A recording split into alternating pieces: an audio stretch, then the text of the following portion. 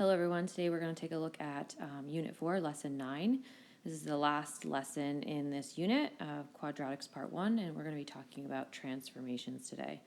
So let's first talk about and define what is a transformation. So transformations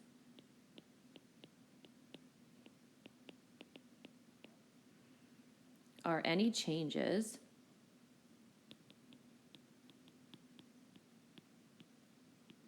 made to. Okay, so transformations are any changes made to, and in this case, the base relation of a quadratic, which we're going to look at. So the base quadratic relation that we're always going to kind of refer back to, our base quadratic relation is y equals x squared. Okay, and you can see what y equals x squared looks like. It's right here in this graph. So the quadratic from which all other quadratics are derived from. Okay. So if we were to look at this graph, I'm going to go to a website where you can kind of play around with the different values and start transforming it. But before we start transforming what our base graph looks like, and I just want to point out some of the points. So 0, when 0 is x, if I plugged in a 0 for x, 0 squared is just 0, so my y is also x. If I plugged in a 1 for my x, 1 squared, again, is 1, so that coordinate's at 1, 1. If I plugged in a 2 for my x, 2 squared is at 4, so that's why you end up with a coordinate of 2, 4. If I plugged in 3 for my x, you would end up here at 9, okay? So 1, 1, 2, 4, and 3, 9. You can see hopefully that the same is true on the other side. We have a negative 1, 1, because remember if we square a negative value, we're going to get a positive answer. So negative 2, and you still get 4. And then here you can see is negative 3 and positive 9. So that is our base relation, or our parent kind of graph of a quadratic, y equals x squared. So now we're going to take a look at our quadratic, which we have seen this form before. This is our vertex form. And while we have talked about and explored a little bit these variables of a, h, and k, we've talked about them more in terms of their key points on the graph.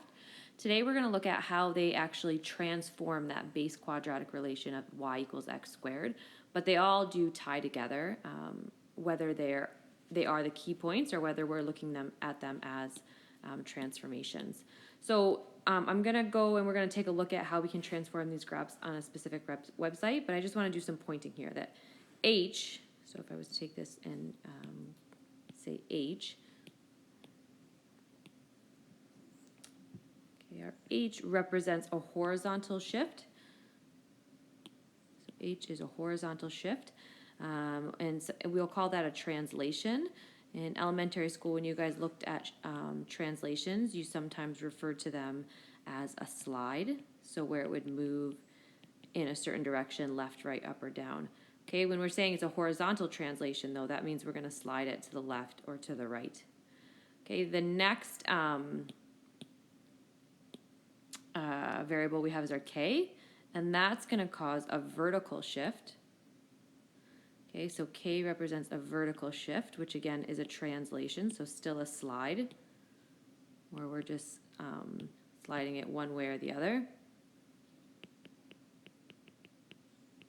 This time, because it's horizontal, it represents a movement of the parabola going up or down. Okay, the next thing we're going to look at is our a value.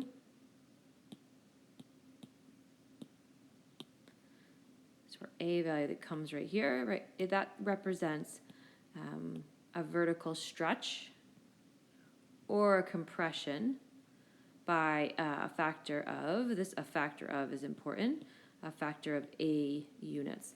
And we'll take a look at, not right now, but if our a value, our absolute a value, is greater than 1, then that means it's going to be a stretch. And if we have a fractional or a decimal a value, that means it's going to be a compression of the graph. And we'll talk about kind of what a stretch and compression really look like. And then finally, our last thing to recognize also comes from our a value, but if the a value is negative, so when a is negative, we're going to end up having a vertical reflection, which means we take our parabola and it is reflected in the x-axis. But it's a lot of information about transformation, so we're just going to kind of play around and explore them. The only other thing I wanted to make a point about our reflection is, again, when you talked about these transformations in elementary school, when you had a reflection, you would sometimes call it a flip, right, where you would flip it over a line or over an axis. Okay, so we're going to take a look.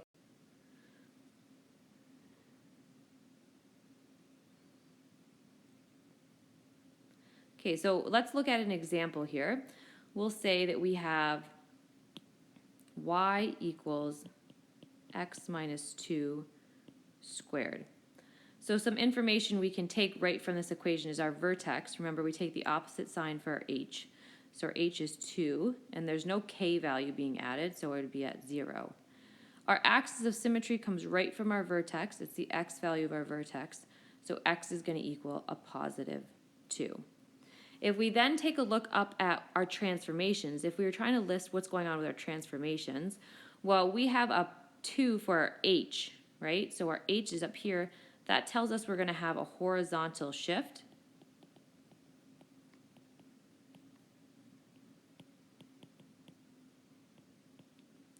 Okay, and I'm just going to write here h equals 2. Okay, and if it's shifting, okay, if h is a positive 2, then we have a horizontal shift of 2 units to the right,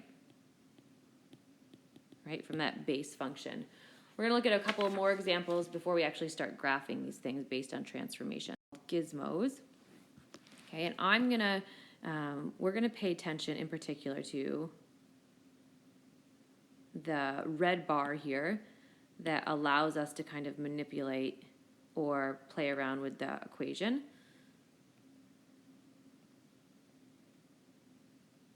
Oh, I think it's going to take me away. Okay, so I want that equation to look like y equals x squared. I want to start with our base function so everyone can see what that looks like. So I'm going to put h at 0. I'm going to put k at 0. And you can see now that our base function in this red bar is y equals x squared. So the first thing I want to play around with is I want to see, well, what happens when I start moving that h value? So if I take that h value and I start moving it up, so if I start making it up, like maybe I'll put it at 2. Okay, you can see that it took my graph and it moved it all the way to the right. When I went up to 2, it's moving along the x-axis on our right.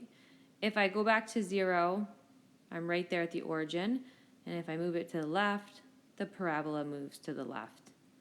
So we can see that when I have an h value that is a positive number in there, right? So if my h value is, say, 4.5, notice here that even though my h value is showing as a 4.6, in my equation, the general equation is x minus. So you're going to have x minus a 4.6. If I was to go the other way, so if I was to pull this bar and go the other way, notice what happens to our sign in our bracket. So let's say I had I had my h value at negative 2.3. Well, because we have a minus 2.3 in my bracket, then that ends up changing to a plus. Okay, so just something to keep note of there. Let's move that back to 0, and then we'll play around a little bit with our k value, see what that does. So we'll put that back at 0. Now my k value, if I shifted my k value up, so it has positive numbers, you can see that it causes the parabola to go up. So I could have a 6 for my k value.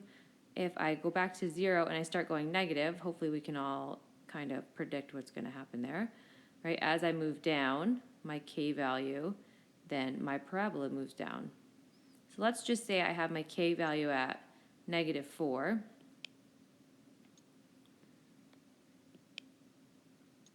And I put my h value at 2.5.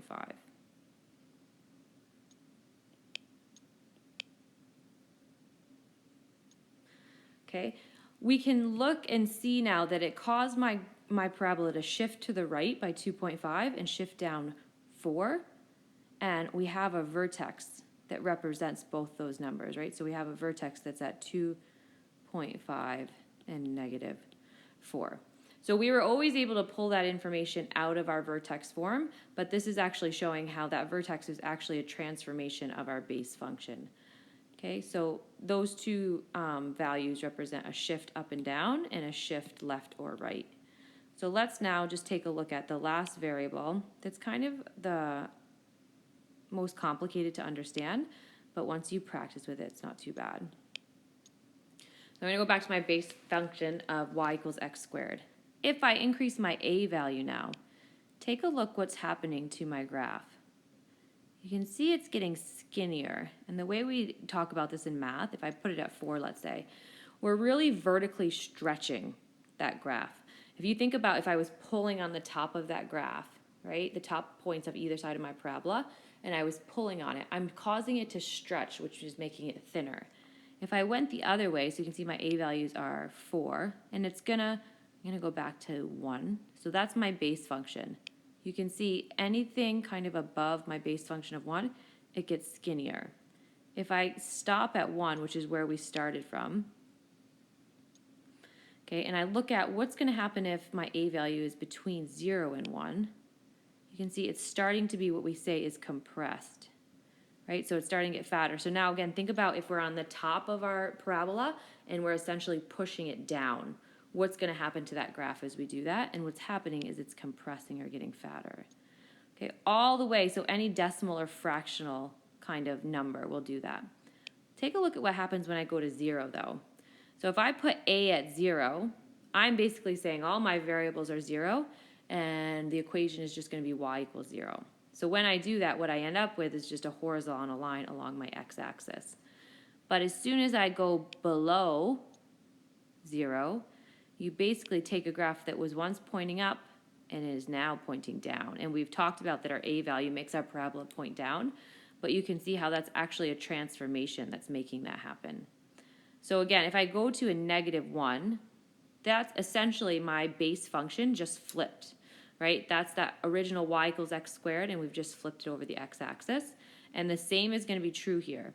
If I go between 0 and 1 on the negative side of things, I'm compressing or making that parabola wider.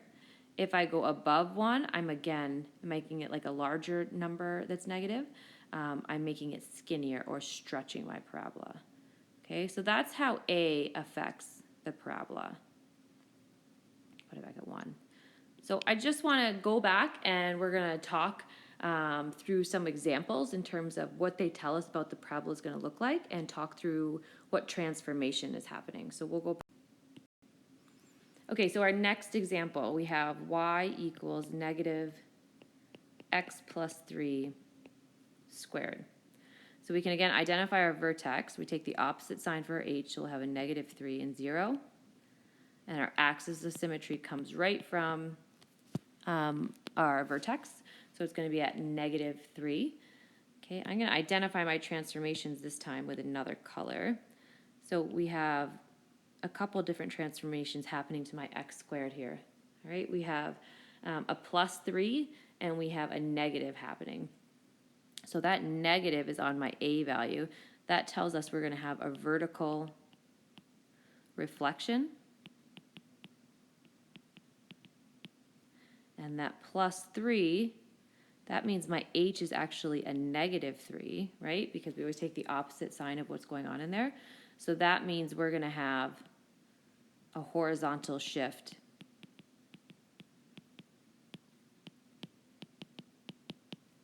Three units to the left. Okay, we're going to look through a couple more examples. Next example, we have y equals 3 x plus 5 squared minus 3. So once again, our vertex is going to be negative 5, negative 3. Take the opposite sign on our h when we're identifying our vertex. So our axis of symmetry is negative 5. So we'll again identify all these things that are happening to our original x squared. Basically, what are all of these different numbers doing? So this minus 3 here, this is the first time we've seen this, okay? But if we look back at what k does, so my k here equals negative 3. So that's going to represent a vertical shift.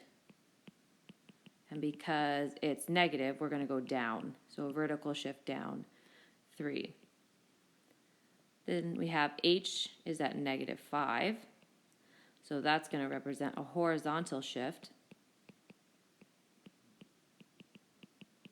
left 5.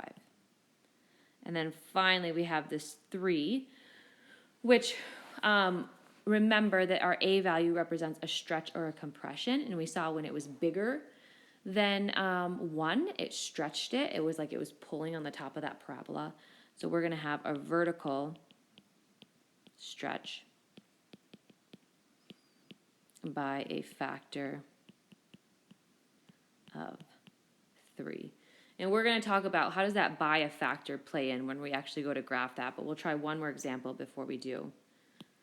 Okay, so our last example, we're going to have y equals 1/4 x plus 2 squared minus 1. So we'll identify those key characteristics again. So our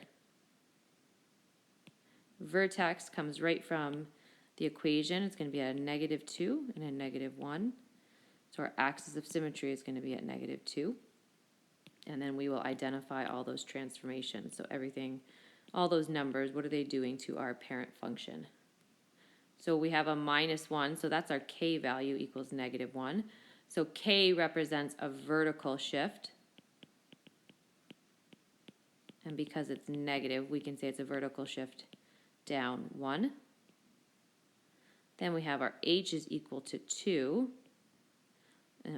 H is equal to negative 2. So that's going to represent a horizontal shift.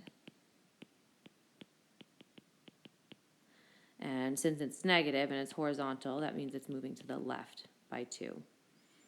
Now this last one is a little bit unique.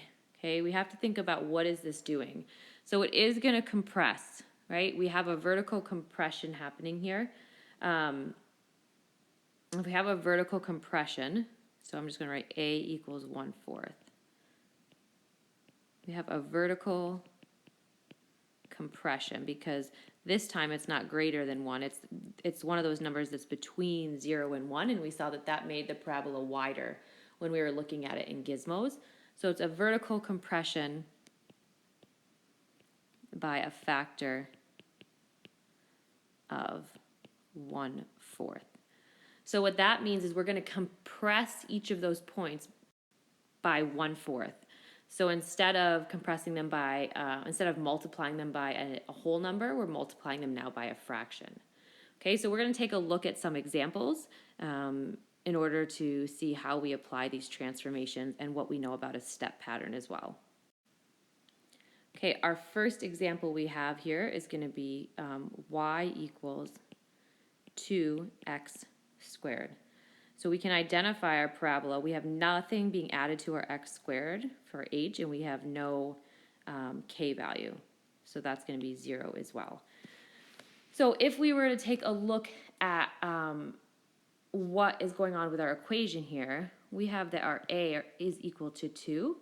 So that is going to represent a stretch by a factor of 2. Okay, so if we are stretching it, that means we're multiplying each of our points, and I'll show you what I mean by that. So our original step pattern is 1, 3, 5. But if we're going to stretch all of those steps, we're going to stretch them by that factor of 2.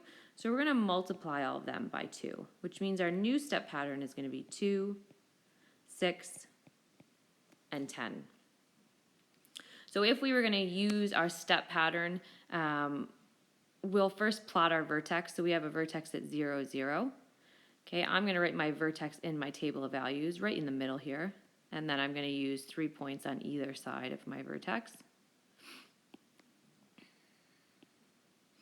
If I plug these points into my equation, a negative 3 squared is 9. 9 times 2 is 18. Okay, a negative 2 now squared is 4.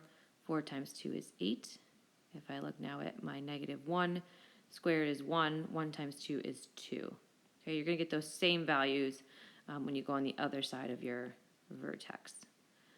Okay, so if I were to plot these points, we're going to be at 1, 2, and we're going to be at 2, 8. And then the next point is off the graph, can't fit it, right? So then we can reflect over our y-axis to basically see where those other points are, or look at our table of values. So we can see my parabola looks quite skinny because it's been stretched by that factor of 2. And if we wanted to compare what was going on here with our step pattern as well, we could. So from my vertex, I'm going over 1, up 2, and I go over 1, up 6. And we can see if we look the other way, we're going down 6 here, and over 1, and then down 2 here, and over 1. Right? So those come from our step pattern. They come from our first differences if we took a look at those as well. We'll look at a few more examples. Okay, so our next example is going to be y equals 1/2 x squared. So once again, our vertex is going to be at 0, 0. Our step pattern, so now we have a equals 1/2. So if it's between 0 and 1, remember that's going to represent a compression. But we still can multiply by 1/2 because that will show us our steps shrinking when we multiply by that fraction. So if we'll have 1, 3, 5, that was our base step pattern. So if I multiply by 1/2, 1/2, and 1/2. You can write these as fractions or as decimals. I think when we're graphing, it's a little bit easier to see how to work with a decimal. So this would be 0.5, this would be 1.5, and this would be 2.5. Those are the steps we're taking, okay? So let's, again, use our vertex as our middle point of our table of values, and then we will go up 3 points on either side of our vertex. Okay, so I'm going to plug in some points here. So if I plug in a -1, and -1 squared is 1, and 1 times 1/2 is still 1/2, so I'm going to write it as 0.5. -2 squared is 4, 4 times 1/2 is 2. -3 squared is 9, 9 times 1/2 is 4.5, and you're going to get those same values on the other side of your vertex. So once again, our vertex is at 0, 0, and then the points we have here were over 1.5, over 2 and up 2, and over 3 and up 4.5. Those points are going to be the same on the other side of our axis of symmetry, or on the other side of our vertex.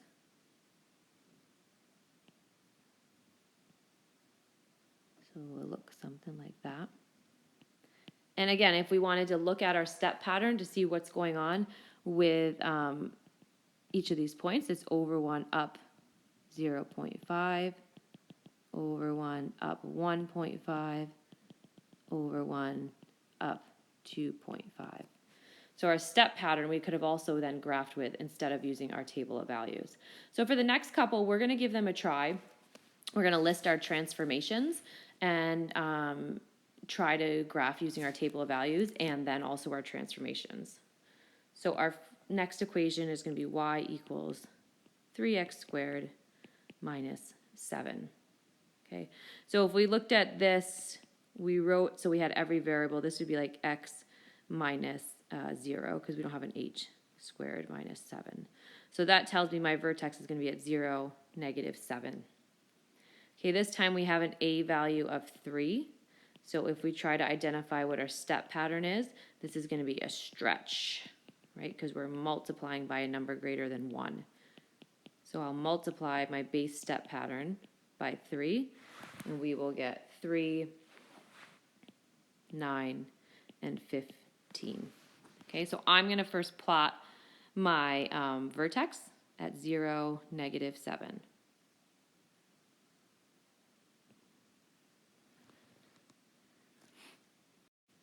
From my vertex, I'm actually going to go ahead and try to apply my step pattern, and then we'll go back and have a look at our table of values. So from my vertex, I'm going to go over 1, and I'm going to go up 3. Over 1, up 3. And I'm going to plot a point there. Then I'm going to go over 1, and I'm going to go up 9. Right there, and plot a point. And then I can't fit over 1 up 15. But I could go the other ways too, right? On the other side of my axis of symmetry. So I'm going to go over 1 up 3. I'm going to go over 1 up 9. And we can connect those dots to show what our parabola looks like. Now we could do the same thing with our table of values. We know that our vertex is at 0, -7. So I'm going to put that in the middle of my table of values and again do 3 points on either side. So -1, -2, -3, and then +1, +2, +3. Okay, if I plugged in a -1 into my equation, -1 squared is 1. 1 times 3 is 3. 3 minus 7 is -4. Okay, if I plugged in a -2, -2 squared is 4. 4 times 3 is 12. 12 minus 7 is 5. Okay, and we'd get a 20 if we plugged in -3. We'd get the same thing on the other side of our vertex because those points are symmetrical. So we can look at our table of values and see I have 1, -4 there. So my step pattern worked there. This point here is at 2, 5. So, and then this one is at -1, -4. And this one is at -2, -5. So you can see using our step pattern, which is basically a transformation, we are able to come up with those points also without using our table of values. If we wanted to identify, in this case, what transformations did we actually make? Well, we had a k value of -7. So our k value represents a vertical shift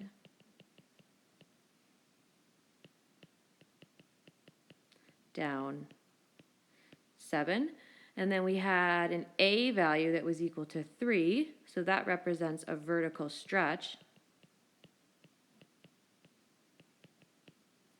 by a factor of 3.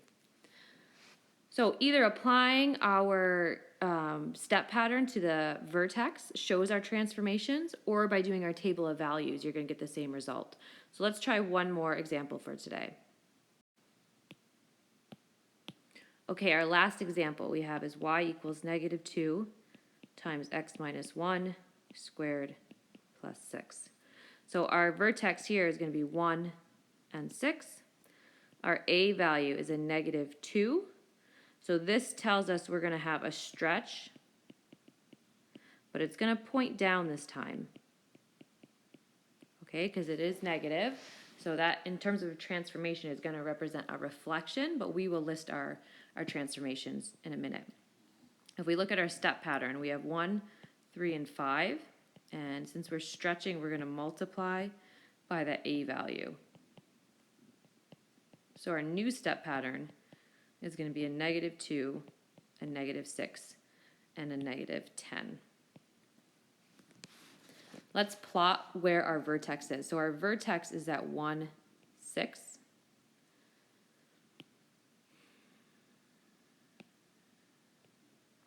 Our step pattern says that from our vertex, we're going to go over 1 and down 2. And then from there, we're going to go over 1 and down 6.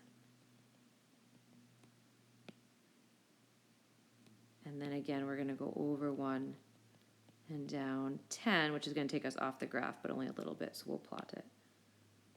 So you'll end up somewhere there. We can do the same thing on the other side of our vertex. Over 1. Oh, I went over too far. Over 1, down 2. And we'll go over 1, down 6.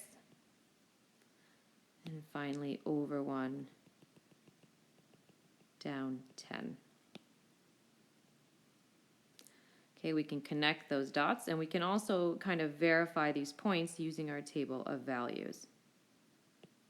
Okay, so I have my vertex I'm going to put in the middle of my table of values, was at 1 and 6. And then I'm going to do some points, 3 in one direction and 3 in the other direction. So if I plug a 0 into that equation, 0 minus 1 is negative 1 squared. So that's 1 times negative 2, which is negative 2, and negative 2 plus 6 is 4. If I plug a negative 1 in, negative 1 minus 1 is negative 2, and negative 2 squared is 4. 4 times negative 2 is negative 8. 8 plus 6, or sorry, negative 8. Negative 8 plus 6 is a negative 2. Okay, and if you continued plugging in these points, these are the values you should get. Okay, I just want to make a point that we kind of talked about in our last lesson. If we took a look at our first differences in this case, okay, as I go from negative 12 to negative 2, I'm increasing by 10. Then negative 2 to 4, I'm increasing by 6. And 4 to 6, I'm increasing by 2. Then at that vertex, right, because this is my vertex, we start to move in the other direction. So as I go from 6 to 4, I go down by 2. As I go from 4 to negative 2, I go down by 6, and then I go down by 10. And we can see that in our step pattern if we look at our vertex, right? From my vertex, I go over 1, and this one goes down 2, then it goes down 6, and then it goes down 10. If I look the other way, if I start at this point, I can see I'm going up 10 over 1, up 6 over 1, and then up 2. So our first differences also show us our step pattern. Okay, so lots of different strategies there for graphing the same thing. Using your step pattern in your vertex, or recognizing the first differences in your table of values to help you kind of plot what's going on there. If we were going to list the transformations that are happening in this last example, okay, the first one, let's first talk about our A value. So our A value is a negative 2. So that tells us that we're going to have a vertical reflection, because it's negative, and we're going to have a vertical stretch by 2. If we look at our H value is a 1. It's a positive 1. So we're going to have a horizontal shift. Because it's positive, it's going to go to the right 1. And then finally, our K value is a positive 6, which tells me we're going to have a vertical shift. And again, because it's positive, we're going to go up by that many. So we're going to go up 6. Okay, so this lesson was really about tying together what we've learned about step pattern, what we've learned about applying transformations to a quadratic, and kind of bringing all those pieces together and connecting them to our first differences as well. That's all for your note for today.